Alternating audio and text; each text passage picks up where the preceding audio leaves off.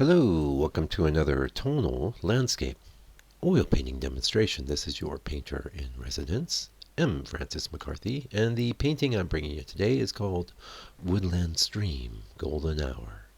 It's 5x7, and I painted this quite a while back, probably about 2 months ago. I've just been sitting on it for you. I did run into a thing, you'll see it towards the end of the video. I'd say the last, 10% of the video, our video today, you'll see me addressing the issue that I had. So stay tuned for that. And it's not often that I like to put a painting back up on the easel, but when you got to do it, you got to do it. So, like I said, we'll get there. And okay, we're working on hardboard here, and it's got two good coats of, or maybe three, of house paint that's been sanded in between coats, and we're doing our underpainting with some burnt umber. That's all par for the course. This is interesting though, because this is really right after I got my new video recording set up, which is a Canon R7, which is great because I sold a painting or two, and then went ahead and invested in that equipment, and it's solving a big problem for me in that I can now take a really good photo of the painting, right there as soon as it's done. So one of the problems I had was, to get really good photos, I'd have to wait for everything to dry and then coat it and then take it all home, and I had to set up in my garage, and this works pretty well. It's not as good for the larger works, which where I've been struggling there is where paintings go a bit matte, and I don't like that because it doesn't look good on the video.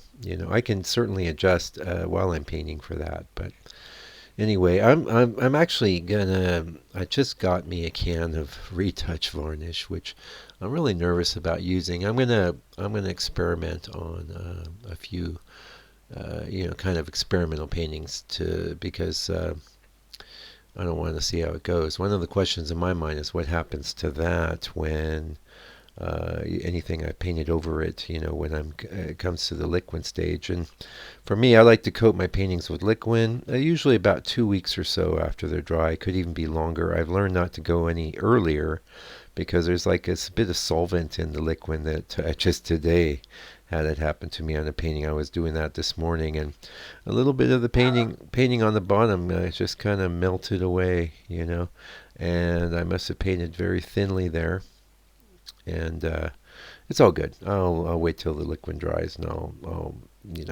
actually that painting. Well, that was a little Alfie. I had to let him in the office here. Anyway, you got to be careful with that stuff. But what I like about the liquid is it gives it a nice kind of a tough coating. It's not a varnish, but it evens out all that dull stuff. Well, I quite like the way this drawing came out. Oh, now, this painting is a riff on a riff of Jacob, what's Van, oh gosh, I can't remember. Boykhausen, that guy, A couple videos on the channel of me doing stuff after his. This is just sort of inspired by his work. That's why I'm not giving it the title riff on, I think it's Jacob, Boyhausen. Yeah, anyway. Yeah, so you got to be careful with that liquid there. I do like it. I don't like, what I don't like is varnish. I'll tell you why. It's all in my book, both books actually. Well, what do you mean both books? I am working on the book. Oh, and before I get too deep in, we will be doing a live on Friday. It'll be your Thursday, my Friday. It'll be 9 in the morning here. I believe that's 2 in the afternoon, West Coast, 5 in the afternoon, East Coast, and then in Europe, I don't have no real idea what time it'll be. It'll be later. I think 9 is what I got when I looked it up. But, join me there. It's going to be an AMA. They're all just going to be AMAs. You can ask me anything, and if no one shows up, he wants in, then he wants out. Well, someone will show up, but I may or may not get any questions. That's okay. My assistant has provided me with an excellent list of questions, so don't worry. I can just answer those questions. But if you have a question, join the live and ask me, and or maybe you can send me an email if you can't make it. Yeah, and I'll answer your question that way. You can get to my email through my website. Pardon me, I'm going to sniffle here. Sorry about that. I had a sneeze right before I started recording. I tried to get everything settled. All right, so yeah, I like that. That underpainting is quite good. I am happy with this painting. It was a bit of a struggle for me. I'll be honest, and you'll see that at the end, like I said. Yeah. The lives will be going good. Like I said, I'll be here this week. Next week, I'm going to be running down to Auckland here and doing some business. So we won't be having one next week. But this week, we'll be there for you. And we're going to try and do it every week, make it a weekly thing. And yeah, it's pretty good. I had a lot of technical difficulties last time, but this time I'll get started a little earlier and I'll do some experimenting to make sure everything's cool. Now, we're going to have an ad for the book coming up. Guy shipped a lot of books out this week, and I just got one order the other day. I'm going to send that out hopefully tomorrow. And gosh, I think they'll like it. I really worked hard on the book, and I don't think there's another book, at least not another modern book, that teaches you how to go after this tonal approach to painting. There's plenty of art instruction books out there. Most of them, they don't even know it, but they're in that they're on the impressionist tip. They're going with the impressionist thing, which is fine. I love impressionism too. I don't paint that way usually, but I love it. Yeah, good stuff. Anyway, if you're into the tonal thing like I am, you can glean some of my insights from the book. And of course, you have the channel here, which is just chock-a-block. I try and pass along tips and tricks every week here on the channel. So yeah, putting in those darks, that is some Mars Black with some burnt umber in it. And you know what? That was the Gamblin' Mars Black, which I think I might need to get another tube of. I just used my very first tube I ever had.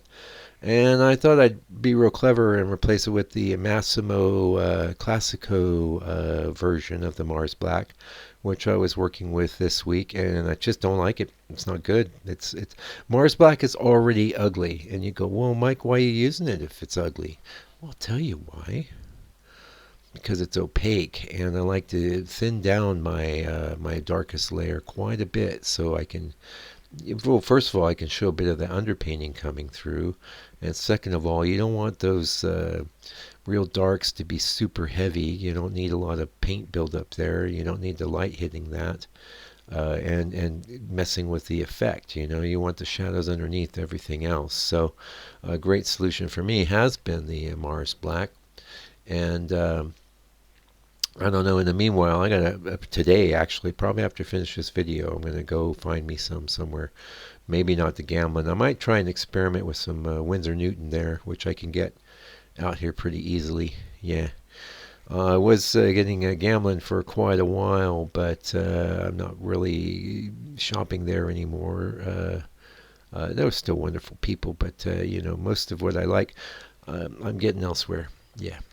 Yeah. So anyway, we did the Mars Black, and here we decided to get those lights in the sky, and you can see the trouble spot. It's already in the painting. That's all I'm going to say. So just stay tuned for that. We'll make you watch the end. We got a little hook. I'm real happy with the way the painting came out, though, and I was super ecstatic with the video setup. It has been a challenge. I really loved my Panasonic, which is what I used for years. You just click and go, but this is superior, even though it's more work. But hopefully it's giving you a little better experience. And it's important, I think, to up your game, especially now we got, I don't know. We got, it was just humans before, but now we got the AI to wrangle with, and all of its creativity. And make no mistake, AI is creative. I have noticed that it's quite creative. Maybe it's better at being creative than it is at anything else. I don't know. But it's out there making art. So far, not making paintings. I don't know how long till we get the painting robot. But even then, I'm not too worried about it. Painting is... it's not easy to do. But if you hit it on a regular basis, if you hit it regularly, you will improve. And I tell you, it's very satisfying. It's very great use of time. And yes, I won't tell you the world needs more paintings, but it needs more. It always needs more good ones.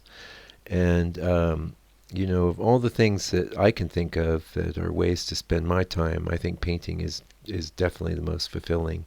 Oh, by the way, I just heard a very interesting tip this morning. I was reading through my little news feed, and this guy pointed out you really have about 2 hours in a day of your premium mental, uh, you know, um, the mental thrust that you're capable of. After that, you kind of get into diminishing returns, and I've noticed that as well. Generally, a lot of times what I'll do is, well, in the morning I might just get prepped for a painting. I get something set up, get my board done, get the underpainting done, mix some colors, and then go home for lunch. I come back, I'm ready to just move through that whole painting. And little ones like this don't take that long. That's one of the things I really like about little paintings. They go quickly. You can make an expressive, complete statement. You're in, you're out. You don't have to worry about any of this matte or dull thing, which is a propensity of the oil paint. Doesn't matter because the whole painting's done. Um, yeah, so it's something good to keep in mind. Now, a lot of you guys work all day, and hopefully you're keeping the work minimal, so you're fresh for your painting. But if you're not, what I recommend is just get your dinner going, have a nice meal. Don't relax. Go from dinner right into your painting session, because honestly, even if you're not at your peak, you still need to build in all those hours of painting. So time spent making bad paintings is time well spent. You heard it here. Probably didn't hear it here first, but I'm always hitting people on that. You got to get the bad ones out of your system. I'm still doing bad ones. I just stomped on one this morning that was just in the underpainting stage. Honestly, the only problem with it was like one of these coastal type scenes. I didn't like the way the tree was bent. I think it should have been bent the other direction. I knew something was bothering me, and I was thinking, well, maybe I'll get in there and work on that some more. But today I said, nah, this is no good. I'm going to need to, if I go after the scene again, I said to myself, I'm just going to start fresh and change the direction of that tree, because that was the particular part of that. Now, we should be into the section here where you're seeing me go after the problem areas in this painting. And I'll tell you what it was. Okay, you see above the tree, we got those light, bright areas, right? That isn't working. It's distracting. In the reference image, it was very subtle. I was running into issues because of I think the size of the painting. To me, it was just catching my eye. It was reading like these white or light colored kind of blobs. And you'll see my solution, which I think ended up looking really good, which was to get rid of them altogether. Just concentrate on the light below the tree and the light in the pond, and without that distraction. And now there's another thing about this. You see in the middle of the trees this like sort of bunch of foliage cutting through. I think that works pretty well. That's another thing I wanted to adjust a bit. And ultimately, I think it's quite a nice little tonal painting. Oh, here's another thing I want to point out. You see where I've got my brush right there, right now. That's my ode to Bob Ross. You know how he would. I'm trying it anyway. Sticking a little bit of a highlight up against the shore, and I do think it worked pretty well here. I try. Yeah. Did I keep? No, I didn't keep it. Yeah, Alfie wants in. Oh, Alfie and Jerry made an appearance in the last live, and just a little reminder, we're going to be live on Friday. Join me if you can, join me if you like, and then if you can't join me, the great thing about it is you can watch it afterwards. You get a good old gander at the old man, Uncle Mike, and we're going to make it happen. Anyway, that's it for this video. Thanks for joining me in this middle of the week video. Until I come back with another one, take good care, stay out of trouble. God bless you and your family.